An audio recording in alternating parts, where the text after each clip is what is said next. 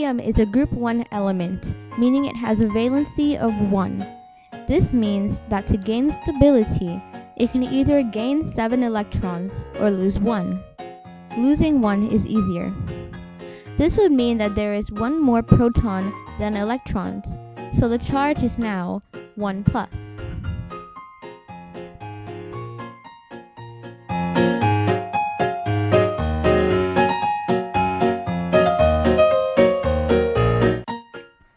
Fluorine is a group 7 element, meaning it has a valency of 7.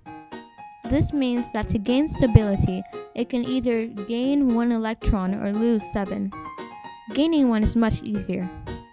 This would mean that there is 1 more electron than there are protons, so the charge is 1 minus.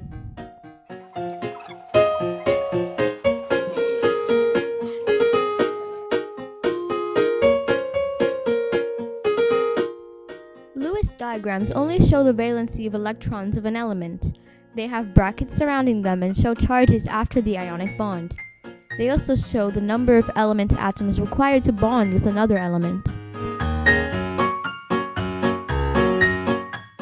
An ionic bond is the electrostatic attraction between ions of opposite charges. It occurs between a metal and a nonmetal. Cations and anions will attract, and both elements will want to bond to be naturally charged. The metal donates the same amount of electrons as the nonmetal takes.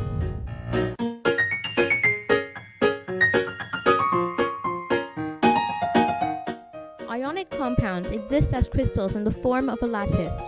Many ions together are arranged in a regular pattern to form an equal distribution of charge across the lattice. This lattice gives ionic compounds special properties.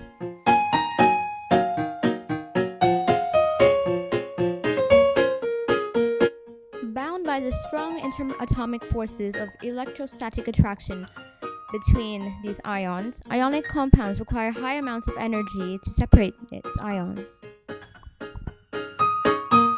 Water molecules separate ions, pulling away the lattice and preventing its structure from reforming. Thus, it is very soluble.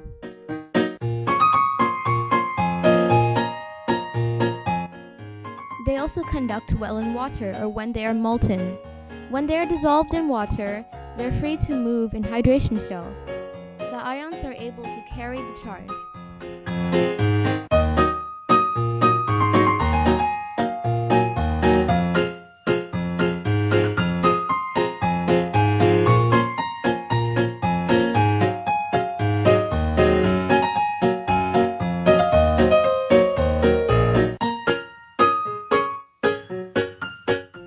Using the dot and cross diagram, we have demonstrated that in a covalent bond, atoms share their electrons to gain stability. This happens exclusively between nonmetals only. A common example would be water molecules or any halogen in gaseous form since they become diatonic. Another good example would be sulfur, which exists as a crown-shaped S8.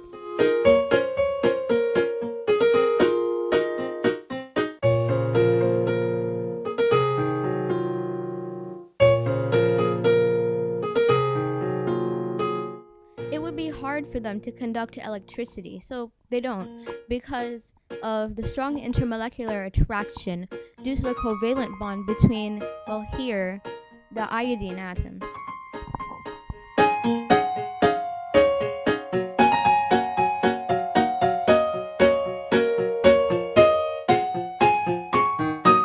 They also have low melting and boiling points.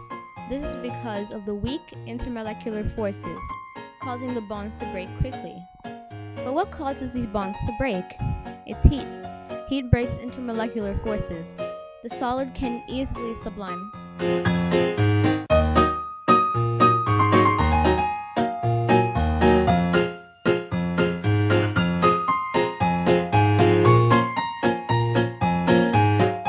This is a 3D model of a diamond.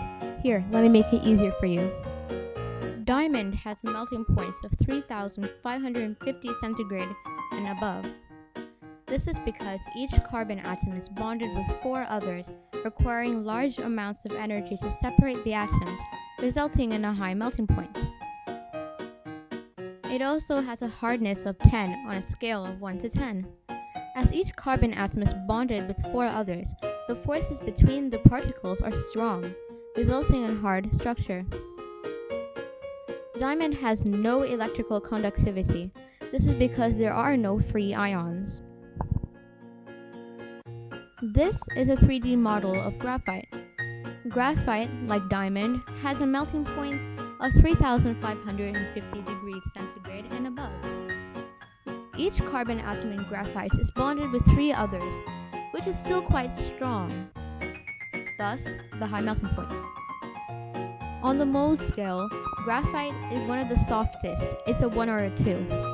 Although each carbon atom is bonded with 3 others, the forces between the layers are weak, leading to low hardness of graphite. Graphite is a really good conductor of electricity. As each carbon atom is bonded with only 3 others instead of 4, there are free electrons to carry the charge through the material. This is a 3D model of sand, otherwise known as silicon oxide. It has an approximate melting point of 1,600 degrees Celsius. Each silicon atom in here is bonded covalently to 4 oxygen atoms, and each oxygen atom in here is covalently bonded to 2 silicon atoms. On Mohs scale, the hardness of sand is 8 or 9. As each silicon atom is bonded covalently with 4 oxygen atoms, forces between the particles are strong, resulting in a hard structure. Sand has 0 electrical conductivity. There are no free electrons or ions to carry the charge. Could you see the similarities between diamond and silicon oxide? Both are covalently bonded so that there are no free ions or electrons. Both have similar 3D structures. Therefore, both are very hard, have a high melting point, and don't conduct electricity.